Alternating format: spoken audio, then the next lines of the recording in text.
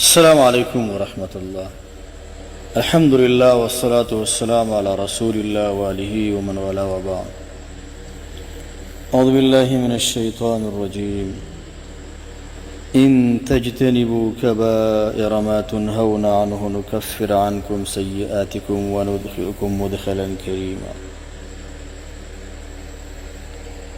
محترم مؤمنو ورونو خويندو، په دنیا کې د سعادت ژوند، د نیکبختۍ ژوند، د سکون ژوند، د خوشحالۍ ژوند د الله بندګۍ کوي. ان الذين آمنوا وعملوا الصالحات كانت لهم جنة الفردوس نزلا. د ایمان والا د خلکو دپاره لړې سکون ورکوي. په دنیا کې د شقاوت او بدبختۍ او د پریشانۍ او د غمونو او د واخالو ژوند دا د ګناهونو ژوند دی. د ګناهونو د وجې نه ژوند تباه کېږي، عمر بې نوره کېږي، کمیږي، شکل باډي صحت د هر څه خرابېږي، مرضونه انسان ته راځي. زمونږ د درس عنوان د قدرمندو کبیره ګناهونه. کبیره ګناهونه په دنیا کې سخت زیات دي او دا فرق هم شوی دی چې بعضې ګناهونه کبیره دي او بعضې ګناهونه صغیره دي. بعض علما وایي چې صغیره کبیره پکې نشته، بس ټول ګناهونه چې دي دا کبیره دي. بعض وایي چې نه، صغیره او کبیره دا شته دي، څه ګناهونه صغایر دي او څه کبایر دي. حدیثو کې بعضې ګناهونو ته غټ ګناهونه ویل شوي دي، لکه بعض روایتونو کې راځي چې هغه ګناهونه چې هلاکوونکي دي، السبع الموبقات، مشکات کې دا حدیث دی.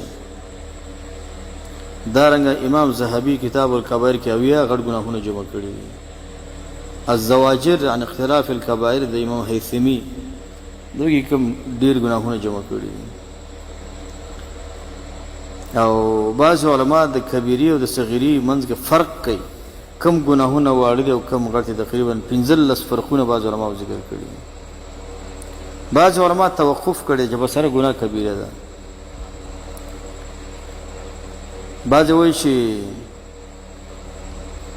هغه ګناه کبیره ده چې هغې سره وعید د اور ذکري، د غضب ذکري، د لعنت ذکري، وعید ذکر شوی. وایي دا ګناهونه غټ نور واړه دي. عبدالله بن عباس نقل دی رضی الله عنهما، هغه وایي چې لا کبیرة مع الاستغفار ولا صغیرة مع اصرار. وایي لویه ګناه د استغفار سره لویه نه پاتې کېږي او وړه ګناه د مشوارې سره وړه نه پاتې کېږي، دا غټېږي. بعضې وایي چې یو ګناه به د خپل ذات په اعتبار سره وړه وي، لیکن په نظر سره بلې ګناه ته به لوی. نو ګناهونو کې وړوکوالی، کوچنیوالی د اوقاتو د اشخاصو په اعتبار سره بدلیږي. بعضې وایي د عالم ګناه به کبیره وي، د غیر عالم به صغیره وي.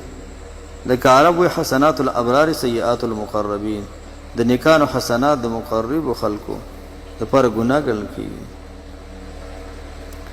د مالک بن مغول نه نقل دی، وایي د اهل سنتو ګناهونه دا واړه دي او د اهل بدعاتو ګناهونه دا غټ حسابېږي.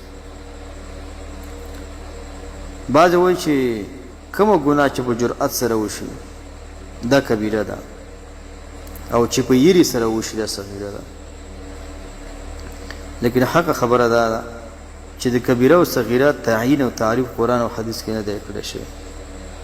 د دې لپاره چې بندگان د ټول نه ځان وساتي.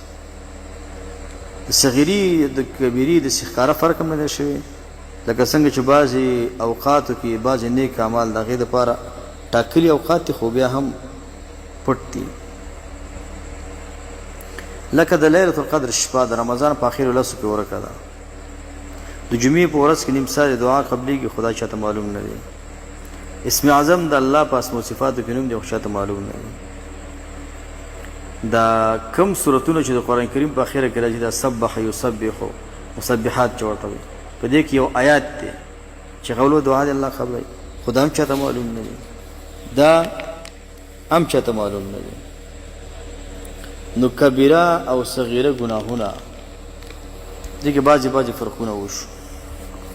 په مجموع کې که هر ګناه کې صغیره کې کبیر انسان شرموي، انسان سپکوي، انسان په علم کې، په ژوند کې، په رزق کې، په خوراک کې، په څښاک کې بې برکتي، ژوند کې نحوست، وحشت، ځانتواله، خفګانونه، سبب یې ټول ګناهونه دي. حتی ابو هریره رضی الله عنه وایي دا زاڼې چې دي مرغانې دا زاڼې ښیي، وایي دا په خپلو جالو کې د ولږې نلته خرابېږي د وجې د ظلم د ظالم نه په ځمکه کې چې ته دلته ګناه وکړې هغه دلته اثر کوي. تاسو ګورئ ابلیس چو ابلیس دا به د ملایکو مجلس کې کېناسته راکېناسته ځان یې بزرګانو باندې مشهور کړی، خو کله چې ورنه ګناه وشو د آدم علیه السلام مخالفت اعلان کړ، رجیم شو او لعنت پرې وشو. چیرته ورسېد؟ نوح علیه السلام خپل قوم الله ته راوباله، قوم مخالفت وکړه، 9.5 سوه کاله یې راوباله. کله چې نوح علیه السلام په دې پوه شو دا خلک نه جوړېږي نه اصلاح کېږي، خیرې وله وکړل او اوبه رالې دا ټول خلک یې تباه کړې، قوم هلاک کې اوسېده. عادیان همدارنګه راواله، عادیان تیزې سیلې په دو باندې راغله او داسې مړه پراته وو کأنهم اعجاز نخل خاویه، داسې وو لکه د کجورو تنې چې پرتې داسې شي. فرعون سره څه وشو؟ 4 سوه کاله عمر و، ټول عمر د ګناه د ګناه د ګناه او د الله د مخالفت او مخالفت او مخالفت. اوبو کې الله ډوب کړ، د مصر په اوبو باندې تکبر کړی، غرور یې کړی، وهذه الانهار تجري من تحتي. الله امغه اوبو ته چې کش کړ څه سره چې محبت او تعلق او د چا په وجه ته غرور تکبر امغه ولا سبب د عذاب شو. قارون د دنیا په متاع باندې تکبر او غرور کو. قرآن کې وایي انه لتنوء بالعصبه، د قارون دومره دنیا و چې ځان ته کنجګاري لاس سفر نشي پورته کولی، عصبه د ونه لاس پورې تعداد ته ویل کېږي. لیکن قارون الله ځمکې ته کش کړ او روزانه وسم روان دی ځمکه کې. دارنګه صاحب یاسین په قوم باندې یو چغه راله او الله تعالی تباه کړ. په بني اسرائیلو کې ګناهونه ډیر شو، الله تعالی په نور کافران را مسلط فجاسوا خلال الديار. کله کله الله کافر په کافر وایي، کله کله اوکراین په روس او روس په اوکراین، دا کرم کله کېږي.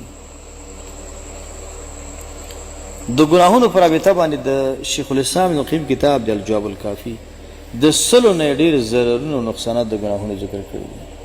څومره چې دا ژوند تباه کېږي، بربادېږي، بې برکت کېږي، هم صحت هم رزق وجه ګناهونه دي.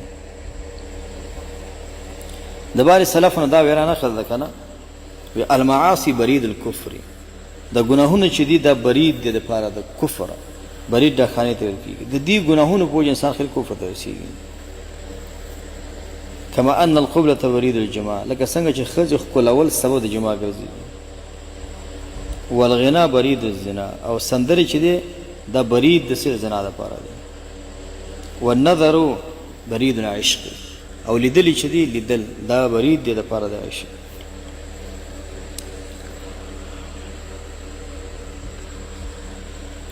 یو اثر نقل دی، دا کې دی اثر باندې شیخ البانی رحمه الله قولم کړی و، دا ضعیف دی.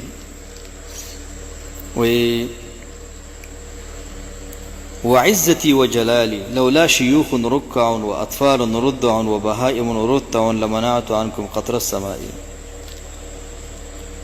کچیرته زما عزت او زما جلال نه یو دا شیخان سپینګری مشران مال په سجدو پراته نه وي، او د دې د مشومان نه وي چې د مور شودس کې وړ مشومان نه وي، او په صحرا کې د حیوانات نه وي چې دا سرل کیږي. الله و چې ما په تاسو به یو چاس کې باران نه وي کړی.